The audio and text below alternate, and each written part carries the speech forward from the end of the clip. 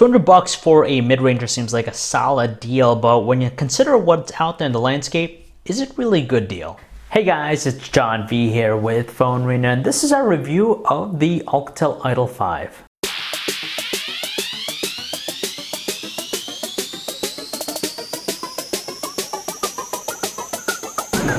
I totally love the design of this phone because for a mid-ranger, it has some premium qualities to it. You have a solid build quality thanks to the metal body and those high polished aluminum edges. There's also a sense of symmetry too that I love about the design, and you can see that in the antenna lines in the back and those dual front firing speakers. And speaking of those speakers, wow, they are absolutely powerful. They're incredibly clear and robust, and you're not going to be disappointed by them. So on the right side of the phone, you're going to find this physical button. That's the Now key, and what this does, it offers a customizable floating icon that I like for quick access to things like certain apps or even functions. For this version of the Alcatel Idol 5, we get a totally new VR goggles. It's called the Uni 360 VR goggles. It's sold separately at $50, and it does give you a taste of that mobile VR experience. It features a 120-degree field of view. You also have this new focus adjustment knob and also universal compatibility with most smartphones.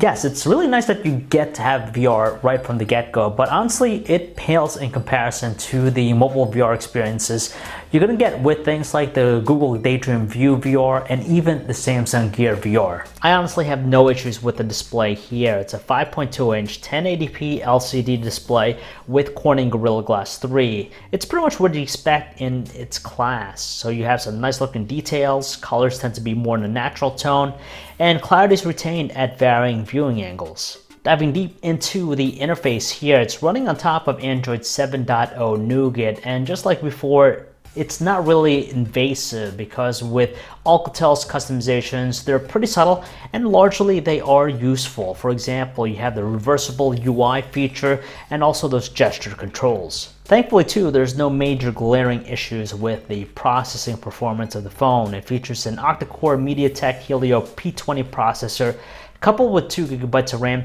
and honestly, it does better in the benchmark testing than its Snapdragon 620 brother in the Idol 5S. As for the battery, it features a 2850 mAh battery cell, and for me, it gets me at least a solid 1 day of normal usage from a full charge. So for me, it's very average. Luckily though, it does offer some sort of fast charging technology, so you don't have to wait all that long to get it back to 100%. And lastly, call quality is surprisingly really good. The only issue I have is just some of the artificial tones that you hear through the earpiece, but everything else is great. The earpiece and the speakerphone are plenty powerful, more than usable in noisy environments, and the signal strength never really fluctuates too much. So as far as some things that disappointed me about the handset, the biggest thing has to be the camera. It has a 12 megapixel rear camera. I do like the camera interface on here because there are a lot of different modes, including a manual one, but as far as performance, it's very disappointing. Yes, it might suffice for the quick social media posts, especially when the lighting conditions are good, but it simply lacks enough sharpness and detail for me to like. Colors are nice and punchy, but again, those other deficiencies can't be overlooked. And when you go into lower lighting conditions, it becomes murkier in tone. And that could be said also about its video capture quality. It tops out at 1080p resolution. Again, it is usable for social media posts, but if you're going to be serious about it, you want to look elsewhere just because it's lacking that sharpness and flair to really capture my attention. And the other glaring omission here or disappointment that I have about the phone is that it's missing a fingerprint sensor. Nowadays, we see even $100 phones with fingerprint sensors. So for this being at $200, it's something I wish it offered.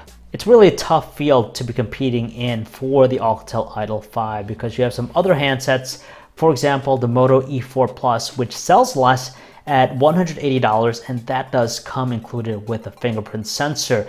And for the most part, it's going to rival the Idol 5 in many categories. But then again, there are a few handsets that are VR ready right from the get-go. And again, that might be an appealing thing here for the Idol 5, but I wouldn't necessarily say it's going to be the best mobile VR experience. And that is it, guys. That is our review of the Alcatel Idol 5.